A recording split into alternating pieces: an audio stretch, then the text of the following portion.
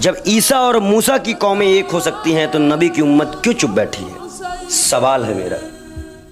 आज मैं फिलिस्तीनियों के लिए दुआ करने जा रहा हूँ। दुआ करेंगे? दुआ करेंगे, और दुआ ही मेरे अधिकार में है। मैं गैर मुस्लिम हूँ तो नमाज मेरे अधिकार में नहीं। दुआ किससे करेंगे? अल्लाह से करेंगे।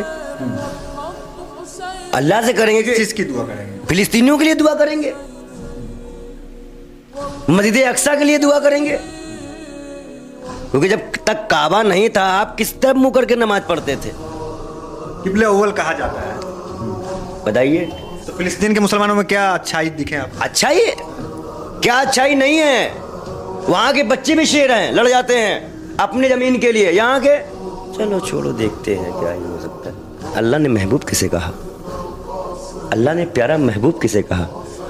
नबी प्यारा नबी किसे कहा?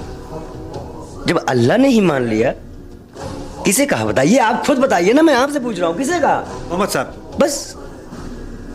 और हमें ऐसा लगता है कि मुझे बार बार ये शब्द बोलना पड़ रहा है कि शायद 72 वाला एक बार फिर मुसलमानों को किस्सा पढ़ना चाहिए। भूल चुके हैं करबला का मैदान, वो भूल चुके हैं करबला का मैदान।